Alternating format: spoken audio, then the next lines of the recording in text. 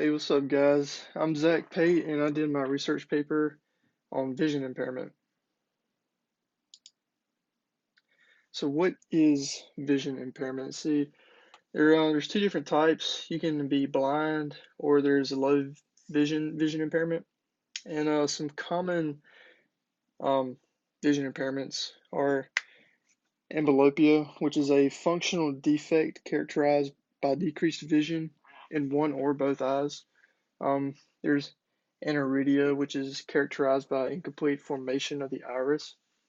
Uh, Anophthalmos, that is the absence of a true eyeball. Um, Aphakia is the absence of the lens due to surgery for cataracts. And achromatopsia is a congenital defect characterized by the inability to distinguish colors. Those are just a few examples. So the cause of vision impairment. Here are six different causes I've listed. They're cataracts, which is basically cloudiness of the eye lens. It's most common in people over 40. Uncorrective refractive error, which the shape of the eye does not bend light correctly. There's glaucoma, which is increased pressure in the eye.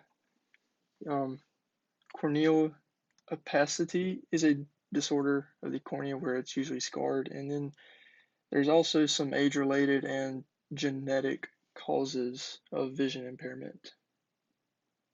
And here in this graph over here, you can see that cataracts um, are 39.1% of the cause of blindness.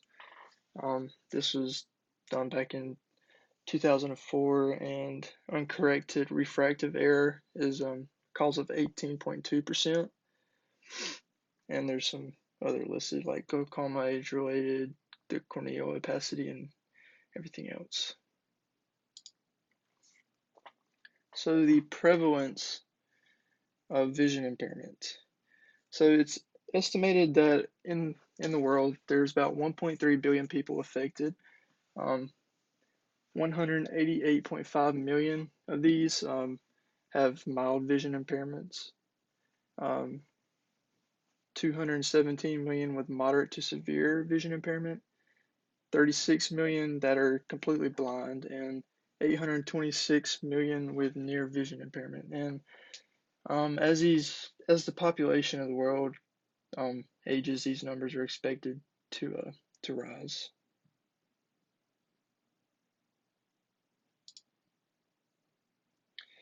So some of the associated behaviors with vision impairments, obviously lack of awareness.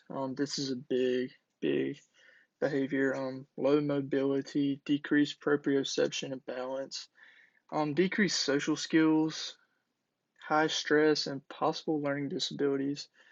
So the decreased social skills can be either from kids just being mean. Kids are mean nowadays and being picked on, and if someone's blind, they can't just walk up to somebody and just start a conversation. It's kind of difficult for them. But yeah, these were some associated behaviors.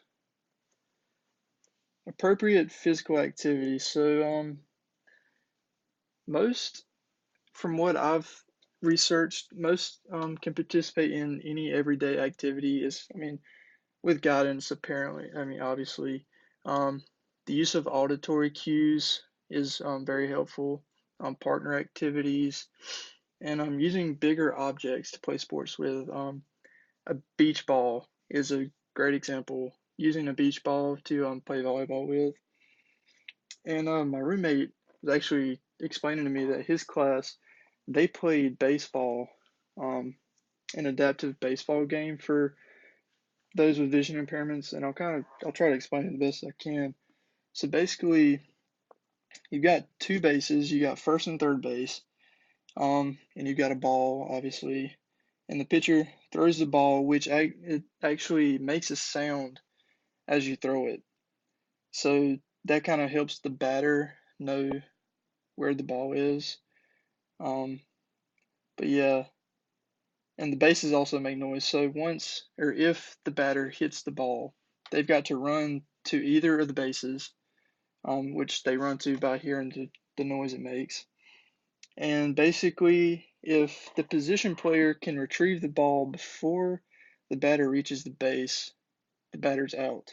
But if the batter gets to the base before the pitcher can receive the ball, then they get a point on their team. So I thought that was a pretty interesting idea of um, adapting for vision impairment individuals. So the ultimate adaptive PE goal that I chose was to just improve the quality of life as a whole. Due to the nature of this disability, it's common for kids to be left out. Um, I would want to do whatever I could to make sure that these individuals with visual impairments get involved as much as they could. Include group activities in school and games that they feel are fun and that they can participate in.